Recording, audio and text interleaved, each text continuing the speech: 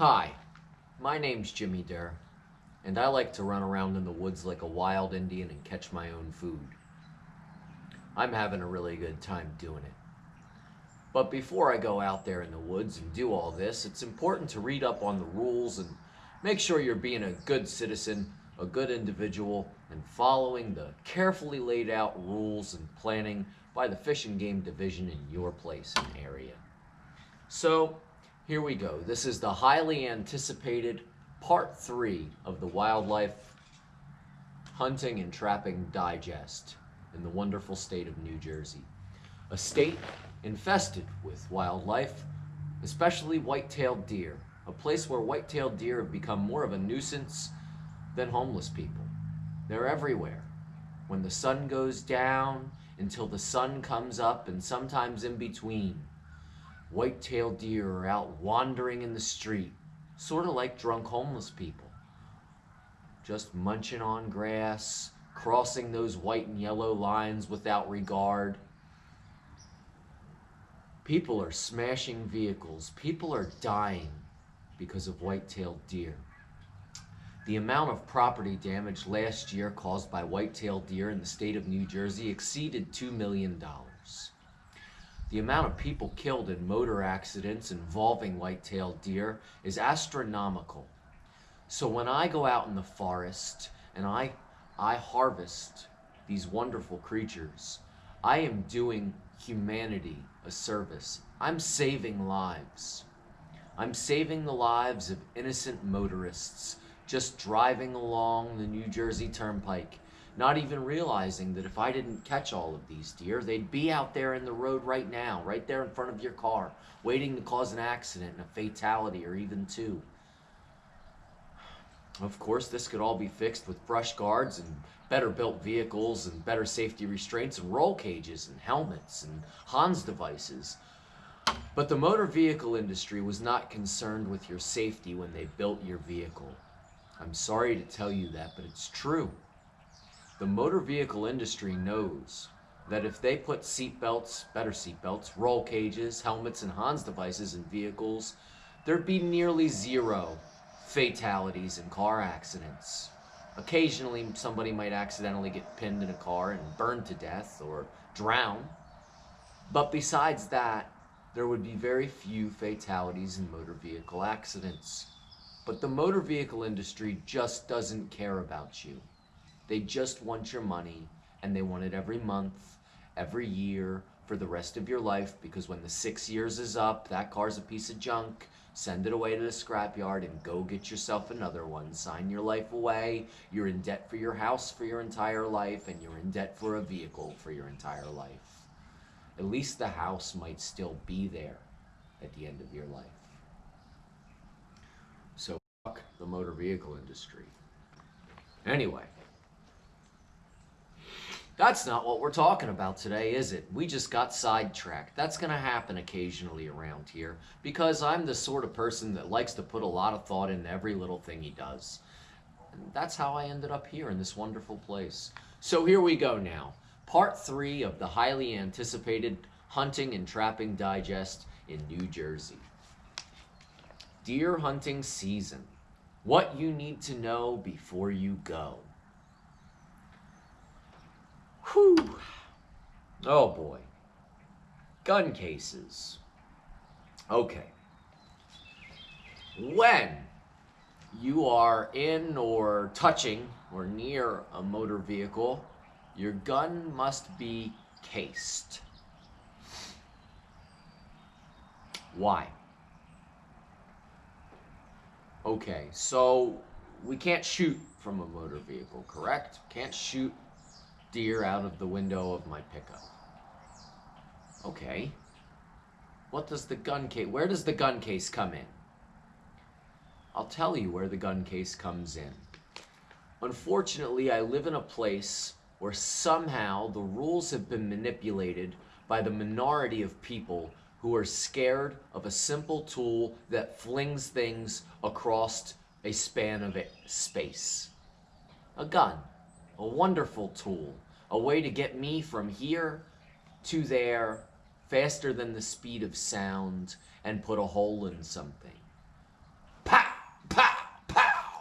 I just put 3 holes in things far away. I could never do that in that amount of time. If I ran over there and poked a hole over there, and ran over there and poked a hole over there, and ran over there and poked a hole over there, that would take a lot of time and effort. But with my gun, it's just this, just that, just this and that, just this and that, just this and that.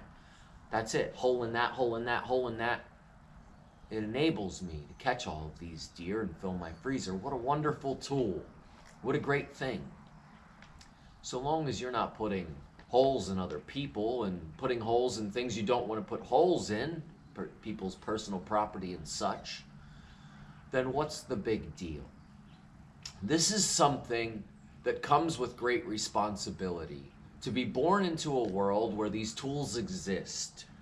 It took people a long time to become so sophisticated, to make such things. And then I am just born into a world where for a few $100s I can attain this wonderful technology, this wonderful tool that allows me to put holes in things far away, pretty accurately most of the time. But I can be taught. I was taught as a young boy not to put holes in things that I care about, not to shoot towards other people or personal property, not to shoot in an unsafe direction ever, never to point a gun in an unsafe direction.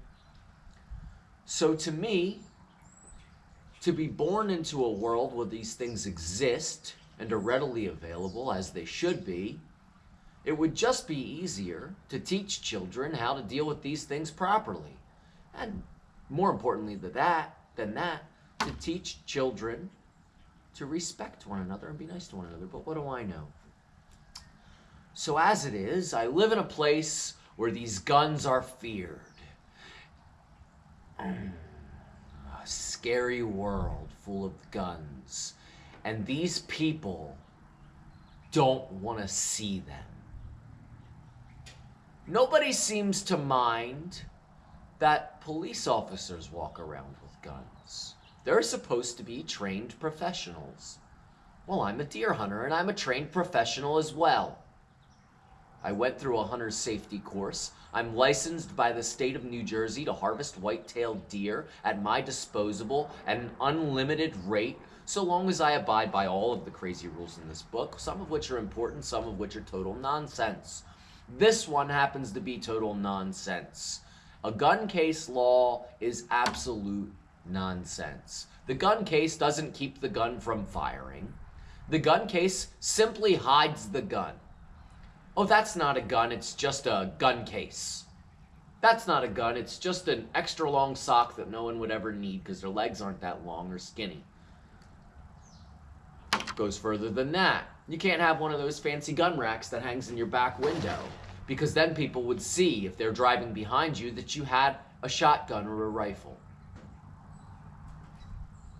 Quite honestly, I wouldn't mind if everyone who ever saw me thought that I had a shotgun or a rifle. Would you? How could that ever make anything go wrong in your life? Hey, that guy's got a shotgun. Better leave him alone. Nice shotgun. Big deal.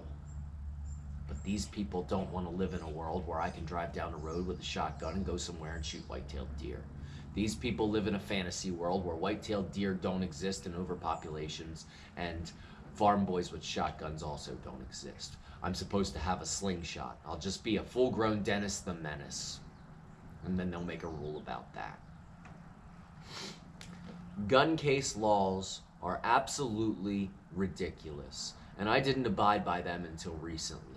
I made a decision early in life that gun case rules were absurd, and I never put my gun in a case, and I got gun case tickets more times than I can tell you. Many, many, many times.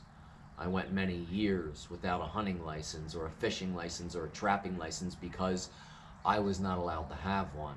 And partly of that because I did not abide by the gun case rules. Because they are stupid rules.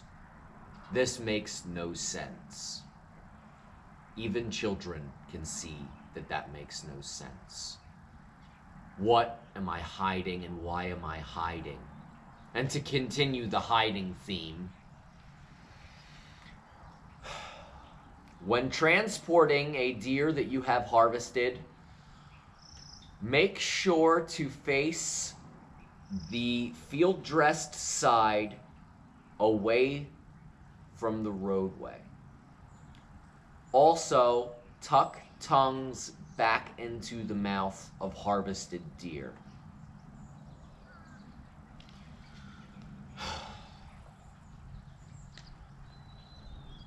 Who are we hiding this from? Who is too much? Who is... These people are in fairy tale la la land, okay? If you eat, you are eating dead things. If you eat anything, things are dying so that you can eat. If you get mail delivered to you, you are killing things to get that mail. If you walk down a sidewalk, you're walking on a place that used to be wildlife habitat, which got destroyed. Bulldozers came, pushed over the trees, killed the squirrels and their babies, and the birds, and the deer, and the bears, and everything else, got them out of your way so you could have your lovely concrete sidewalk and your park with your rubber mulch. Things die so life can go on. Life eats life. If you want to live, things have to die. Why are you so much of a sissy you can't see a tongue hanging out of a mouth?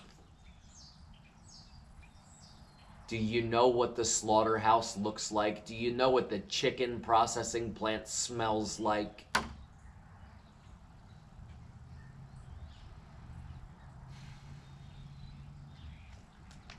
Sickening.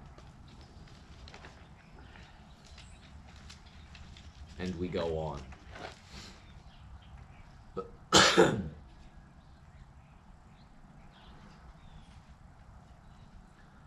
Black bears.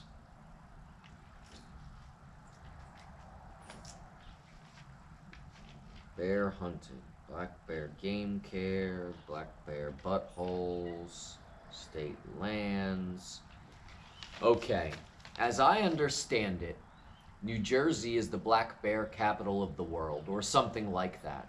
I've never seen one except in a zoo. I live in South Jersey, where the blueberry farmers will exterminate bears if they ever show up. But, as I understand it, they're up the top tippy part of New Jersey, and there's a lot of them. And I think that they've become a big problem, knocking over people's garbage, having fights in the street, and chasing people off of biking paths and stuff like that. I'd like to find one day, but as of now, have not seen any. But hold on. All state lands, including all state forests, parks, recreation areas, historic sites, natural areas, and wildlife management areas, are closed to hunting of black bears and will remain closed. Okay, I'm a hunter, as of now a legal hunter. I pay for a hunting license, and with that money, over a long course of hunters buying hunting licenses, the state has bought land for me to hunt. But don't think about hunting the overpopulated black bears on that land, even though the State Game Commission wants a bear hunting season so they can sell the tags. They can't allow us to hunt bears on their land because the pussy governor of our state, as I understand it, made it against the law for hunters to hunt bears on land that hunters bought. You're kidding. Why? How? How did this happen? How did this happen that hunters paid for the land, paid for the tags, basically paid for the bears to be reintroduced to a place where they were once basically extinct, but are not allowed to hunt them? Well, we live in fairy tale land, and these fairy tale land people are making rules. They don't like the idea that a hunter would go out and chase a black bear down and kill it and eat it. They have no idea of human history. Their human history extends back 50 or so years. They don't know about hunting and trapping and fishing. They don't know about the experiences. They don't know about the benefits, and they certainly don't know about their own personal well-being. I sincerely hope a bear eats the person that made that rule, starting with his butthole and moving very slowly towards his head.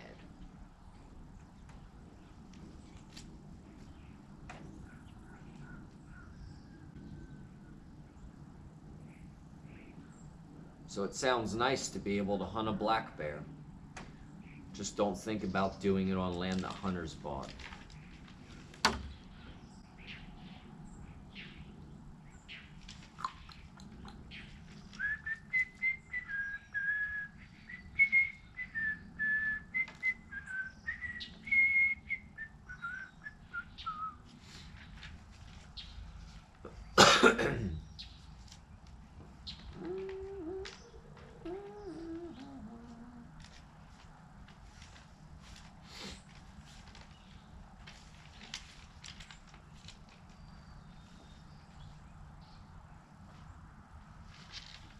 Oh boy, trapping.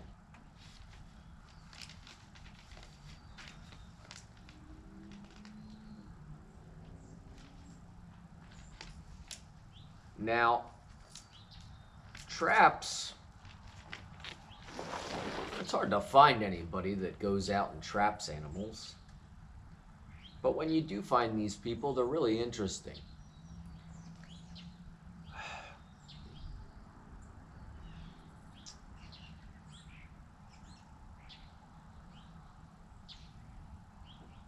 It is illegal to possess incidentally trapped or road-killed bobcat in New Jersey.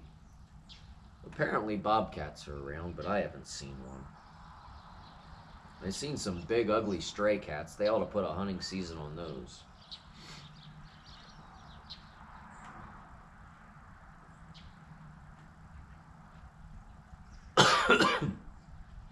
All right. I could go over the entire trapping section. It would take quite a lot of focus and energy. But I'm just going to go right to the worst one. The one that offends me the most. It is illegal to possess or use any steel-jawed leg-hold type trap, including any coil spring or long spring trap, anywhere in New Jersey except for educational purposes. Foot encapsulating traps do not fall under this category. It is illegal to possess or use any steel-jawed leg-hold type trap or long spring trap anywhere in New Jersey. What kind of world is this? Illegal to possess a steel trap.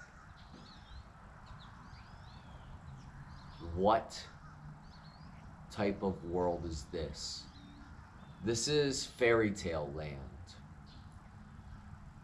Is this so evil, this steel trap? What makes it so evil? What makes... For anybody to tell me that I can't possess a tool that helped humanity become what it is, this is unhuman. This is un-American, to say the least. It's so absurd.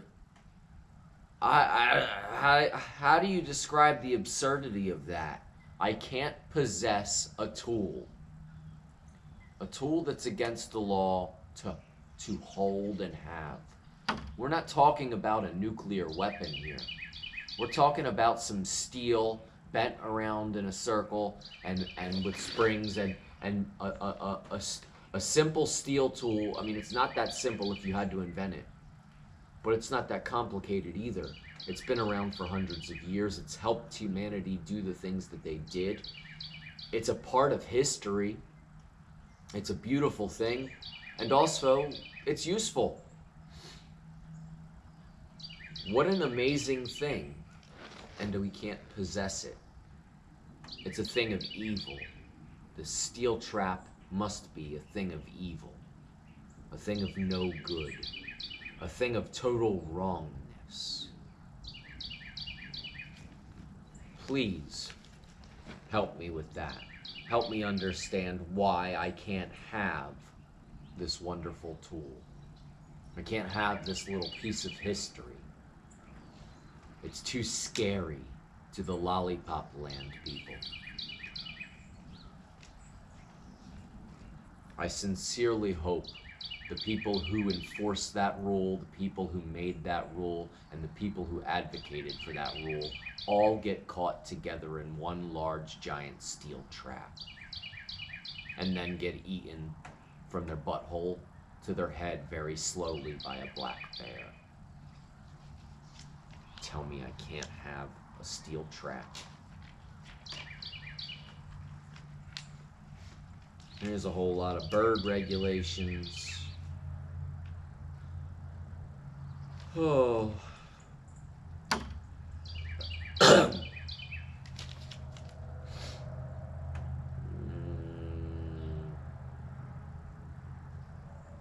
Okay.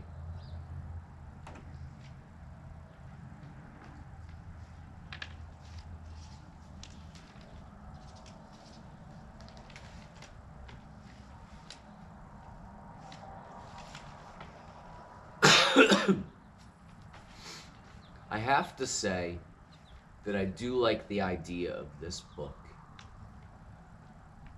There's a lot of stuff in the book that I like. There's a few rules I like. Don't harass hunters. It's against the law to harass hunters. And there's a lot of these Lollipop Land people that want to go out and ruin somebody's day hunting. Well, that's not allowed, and that's nice. It's nice that you can't go out in the woods and scream and yell at people who are trying to wait patiently for a deer. That's nice. But I don't find it nice that these people have met them in the middle and changed and bent rules, and that things are becoming ever more increasingly hard to do. I don't like all of the silly nonsense, and I can't abide by it. I'll try and follow all of your rules, not because I respect them, because I'm scared. And everyone else is scared too. Unless you have a brother that's going to get you out of trouble, or a mother that's going to get you out of the trouble, or you're somehow tied to these people, you play volleyball with a game warden. Unless you're one of those people, you're scared. And you fear these people. Because they're hawks. They're a bunch of hawks. They're a bunch of bullies. The Fish and Game Division, in my opinion, is a nice idea. But unfortunately, instead of spending their time and resources on catching real criminals, maybe people who are taking wildlife and selling it, maybe people who are running around and trying to cheat the system and say they got some giant buck when actually they went out at night and found it somewhere on somebody else's private property, something like that. These people are out there, but it would be hard to actually go and try and catch them. So my experience with the Fish and Game people is that they're just a bunch of bullies that go around and pick on easy targets, like a 16-year-old kid who's standing a little bit too close to somebody's shed. Like a kid who forgot to put his plug back in when he was cleaning your gun, or didn't even know what it was. Like a senior citizen who's hunting 2 minutes after legal dark time. I've seen these bullies pick on people for no good reason, but they've got rules to back them up. And it's sort of like the Catholics. The Catholics made it a rule that a priest has to be celibate. Now what that means is the priest can never have sexual urges, which means the priest can't have a wife and get married. The priest can't make babies. The priest can't do the normal things that any animalistic human needs to do. So in other words, the priest can't even be humanly. Now what that did is make the priesthood, I think that's how they say that, it made the priesthood into a club for weirdos. We all know that. A bunch of sickos who had mental issues and then hid there and then used their position of power to prey on weaklings. What a sad story. I find law enforcement to be the same way. When laws are made with such nonsense and things are so unclear, when law enforcement people don't have to follow the rules that they enforce, and they get to enforce them at their own will, you end up with a bunch of hawks, a bunch of people who wanted to be bullies, a bunch of people who wanted to be outlaws, real criminals. The largest gang in the world wears a badge right here. That's true. And you don't have to be the Black Lives people to see that. Fuck. Bunch of goddamn bullies going around picking on people.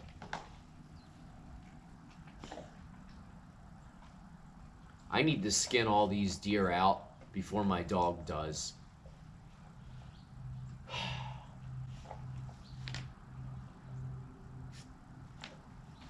Alright, I read the book. It was a wonderful experience and I learned a lot.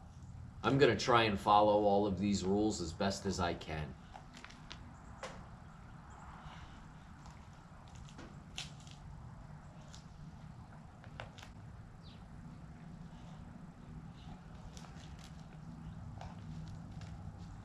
Thank you, and have a nice day.